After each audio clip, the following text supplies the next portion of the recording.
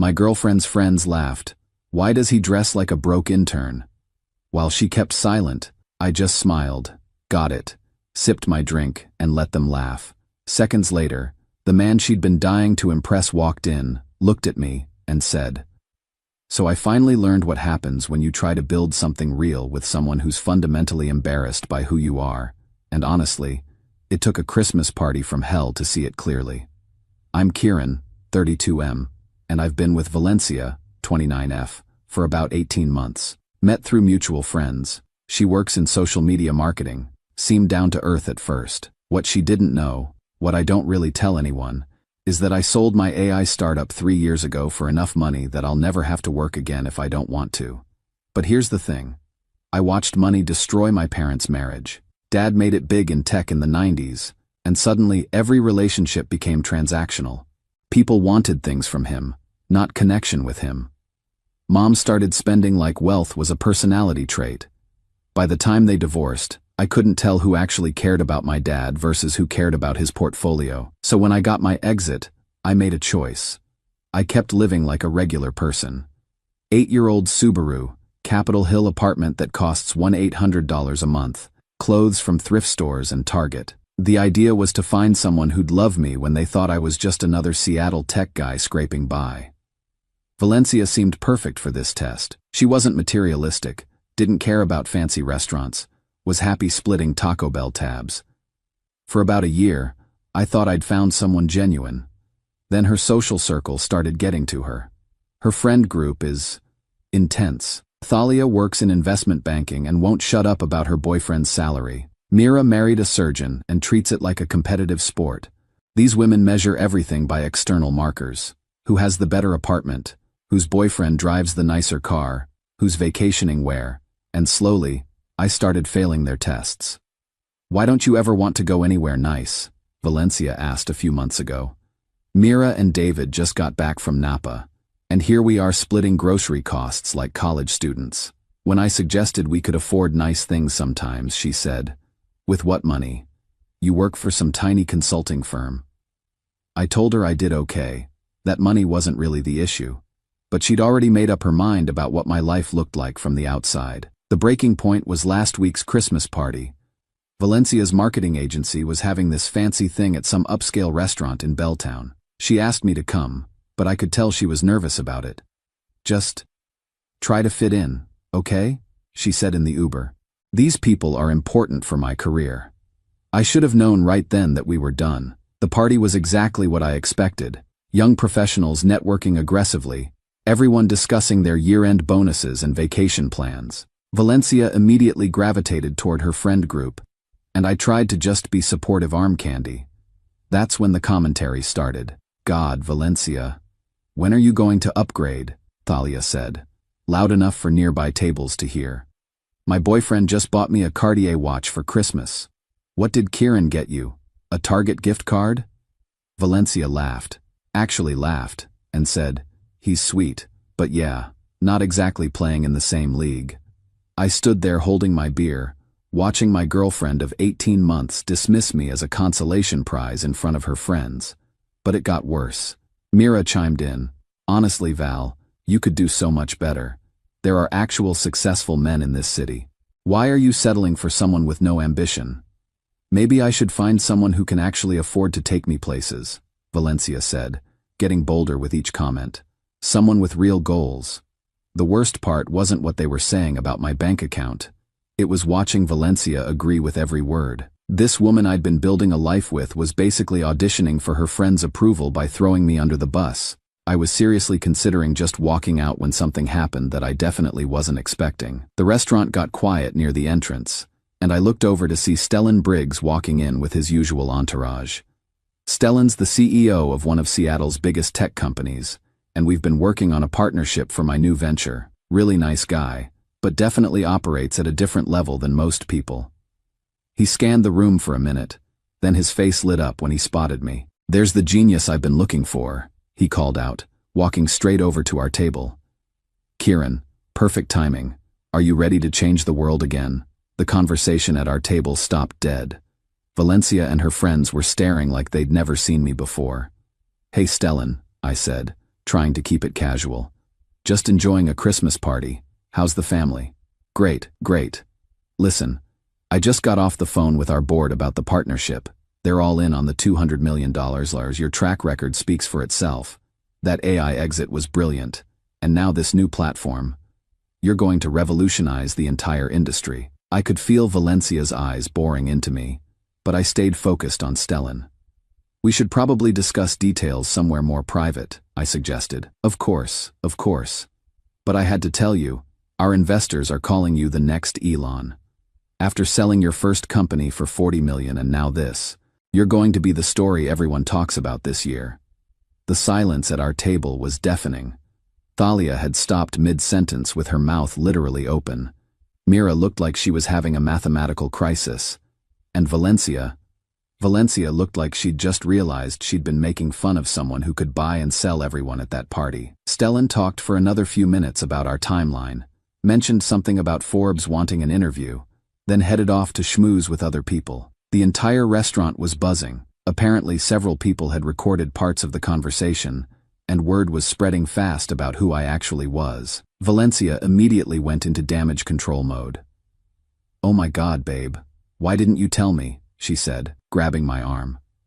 "We were just joking around. You know I think you're amazing." Thalia and Mira suddenly wanted to know all about my work, my companies, my fascinating career trajectory. Same people who'd been suggesting Valencia dump me 10 minutes earlier were now hanging on every word. But something had shifted in me watching this whole thing play out. These people didn't suddenly respect me because I'd proven my worth. They respected my bank account. The version of me they'd been mocking hadn't changed. Only their perception of what I could do for them had changed. "I think I'm going to head home," I told Valencia quietly. "What? No. Stay. Everyone wants to meet you now." That was the problem. Everyone wanted to meet me now. I've been thinking about it for 3 days, and I can't shake how quickly she turned from dismissive to possessive the second my actual value was revealed. Like I was a stock that had suddenly jumped in price. Not a human being she'd been dating for over a year. Maybe I was wrong to hide my situation. Maybe I should have been upfront from the beginning. But watching someone you care about laugh along while their friends suggest you're not good enough, that cuts deep in a way that has nothing to do with money. I guess I got my answer about whether Valencia loved me or just tolerated me until something better came along. Edit. Getting messages asking why I hide my wealth. My parents' marriage fell apart because every relationship became about what my dad could provide, not who he was. I wanted to find someone who'd choose me when they thought I was ordinary. Edit 2. To those saying I should have told her, maybe. But her reaction to thinking I was just a regular guy told me everything I needed to know about her character. Update 1. Still processing everything that happened at that Christmas party, and honestly, the last few days have been more revealing than the entire past year of dating Valencia. So I left the party that night without much drama, just told Valencia I needed some air and took an Uber home. She texted me probably 15 times between midnight and morning, ranging from confused, "Why did you leave?" to accusatory, "You lied to me about your job," to something approaching panic, "We need to talk about this." I didn't respond until the next day. Needed time to think about what I'd actually witnessed. When we finally talked, it was like dating a completely different person. Suddenly she was fascinated by my work, wanted to know all about my companies, kept asking why I'd been so modest about my success. The woman who'd laughed when her friends called me unambitious was now gushing about my incredible achievements. "I always knew you were special," she kept saying. "I could tell you were going places." Except 3 days earlier, she'd literally suggested she should find someone with actual goals. The friend group dynamic shifted overnight too. Thalia, who'd spent months making comments about my dead-end consulting job, suddenly wanted to grab coffee to learn more about the tech industry. Mira started inviting us to dinner parties where she could introduce me as Valencia's boyfriend, the entrepreneur. Same people, same me, but now I was worth their attention because someone else had validated my bank account. What really got to me was watching Valencia try to rewrite history. She started telling people she'd always supported my dreams and had believed in me from the beginning. When I pointed out that wasn't exactly how I remembered it, she said I was being too sensitive about some harmless teasing. Harmless teasing. That's what she called 18 months of subtle digs about my ambition, my car, my apartment, my life choices. Besides, she said, I was just trying to motivate you to reach your potential. That's when I realized she genuinely didn't understand what had happened. In her mind, mocking my lifestyle was somehow helping me. The idea that I'd been successful the entire time but chose to live modestly didn't compute for her. The breaking point came 3 days after the party. We were at lunch, and she kept talking about how we should move in together, maybe look at condos in Belltown, start building something real, now that she understood my actual situation. What's different now? I asked her. What do you mean? What's different about me now versus 3 days ago? She got flustered, started talking about trust and communication, and how relationships evolve. But she couldn't answer the basic question. If she wanted to build something real with me now, why hadn't she wanted that when she thought I was just a regular guy? I've been staying at my place since then, thinking about what I actually learned from all this. The money test worked, but not how I expected. Valencia failed it, obviously. She only valued me once she knew my net worth. But so did her entire social circle. These people who'd written me off as a loser were suddenly treating me like I'd personally invented the internet. What surprised me was how much that hurt. I thought I'd prepared myself for this possibility, but watching people I'd spent months getting to know completely change their behavior based on a number in my bank account. It's dehumanizing in a way that's hard to describe. But here's the thing I didn't anticipate. A few people passed the test beautifully. Riven, a guy I met at a climbing gym, had no idea about my background until the story started spreading through Seattle tech circles. His reaction when he found out? Dude, that's cool. Want to grab pizza after climbing? Celestia, the manager at that restaurant, came over after Stellan left to check if I was okay. You looked pretty uncomfortable during that whole thing, she said. Rich or not, being put on the spot like that sucks. She had no reason to care about my feelings except basic human decency. Didn't know my net worth. Didn't want anything from me. Just saw someone who seemed overwhelmed and offered kindness. That's the difference I'm starting to understand. Some people treat you based on what they think you can do for them. Others just treat you like a human being worth caring about. Valencia wants to meet this week to work through our communication issues. But I don't think we have communication issues. I think we have fundamental values differences that no amount of talking is going to fix. She loved the idea of me once she knew I was wealthy. But she was embarrassed by the reality of me when she thought I was ordinary. I'm not sure that's something you come back from. Edit. People asking if I'll give her another chance since she's trying to make things right. The thing is, she's not trying to make things right with the person she thought I was. She's trying to make things right with the wealthy version of me. Edit 2. To those saying I should understand her perspective, maybe I should. But I need someone who can love me at my most ordinary, not just celebrate me at my most impressive. Final update: been getting messages asking how things worked out with Valencia and the whole Christmas party situation, so figured I'd give you guys the final chapter. Spoiler alert. Valencia and I didn't work things out. We tried for about 2 weeks after that party. She kept insisting that she'd never meant to hurt me, that her friends' opinions didn't matter, that she wanted to build a real future together. But every conversation felt like she was talking to the wealthy version of me, not the person she'd been dating for 18 months. The end came when she suggested we throw a housewarming party for my new place. Except I wasn't moving. I liked my Capitol Hill apartment, liked the neighborhood, liked keeping my life simple. But she'd already mentally rewritten our story to match her expectations of what a tech entrepreneur's girlfriend should be doing. Don't you want people to see how successful you are? She asked when I said I wasn't interested in upgrading. That question told me everything I needed to know. She was dating my success, not me. So I ended it. Clean break, no drama.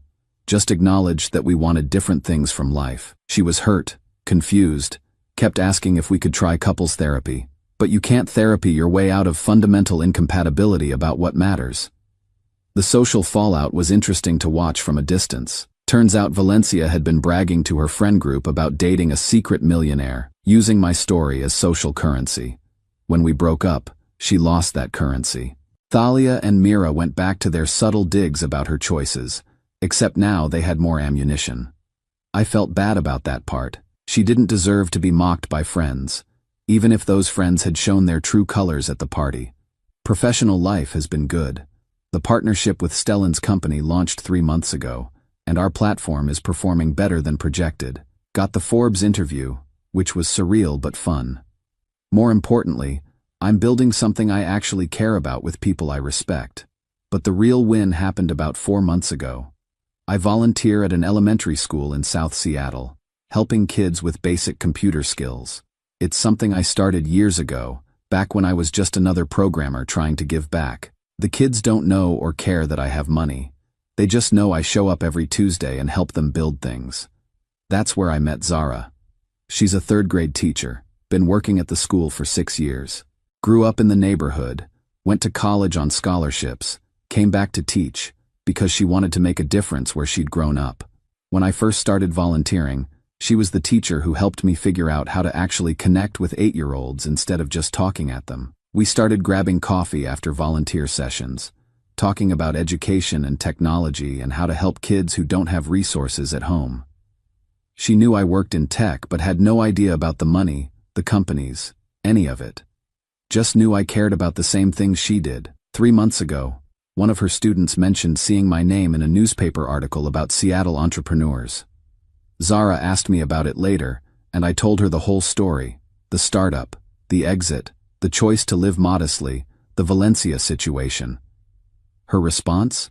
That explains why you actually understand how to build sustainable programs instead of just throwing money at problems. No shock, no sudden change in behavior, no questions about my bank account. Just acknowledgement that having resources meant I could approach volunteering differently, and appreciation that I was using them thoughtfully. That's when I knew she was different. We've been together for 2 months now, and she's never asked about my financial situation. Never suggested we upgrade our date locations. Never made me feel like my worth was tied to what I could provide. When I offered to help fund a computer lab at her school, she made sure I understood exactly how the money would be used and what outcomes we were trying to achieve. She loves me for the same reasons she loved me when she thought I was just another volunteer with a day job in tech. Because I show up consistently, because I listen to what kids actually need, because I treat education like it matters. The Valencia situation taught me something crucial about authenticity. I thought hiding my wealth would help me find genuine connection, and it did, but not in the way I expected. It didn't just filter out people who only cared about money. It also showed me what I was actually looking for in a partner. Someone who values consistency over flash. Someone who measures worth by impact, not income. Someone who chooses you for your character when they think you're ordinary, not for your potential when they learn you're extraordinary. Zara has never seen my investment portfolio, and she doesn't need to. She's seen me spend 3 hours helping a kid debug a simple coding project. She's watched me research education policy because I wanted to understand the systemic issues her students face. She knows I'll show up every Tuesday whether I'm having a good week or a terrible one. That's the person she fell for, the consistent, committed version of me, not the wealthy version. Last month, her school's heating system broke right before winter. The district didn't have emergency funds, and kids were sitting in classrooms wearing coats. I quietly paid for the repairs, but structured it as an anonymous donation through a foundation so she wouldn't feel weird about it. When the principal announced they'd received emergency funding, Zara cried in the faculty meeting, not because someone had solved a problem with money, but because someone had cared enough about her students to act quickly. That night, she told me it was one of the most beautiful things she'd ever witnessed. A community coming together to take care of kids who needed help. I didn't tell her it was me, but watching her joy at seeing a problem solved, knowing I could be part of making her world a little easier, that felt better than any business deal I've ever closed. Valencia wanted me to be someone impressive. Zara loves me for being someone reliable. The difference is everything. Edit. For those asking if I'll eventually tell Zara about paying for the heating system, probably someday. But right now, she loves the version of me that shows up for kids every week. That's the most important part. Edit 2. To anyone considering hiding significant wealth from partners, it's not about the money. It's about finding someone who chooses you for reasons that won't change when circumstances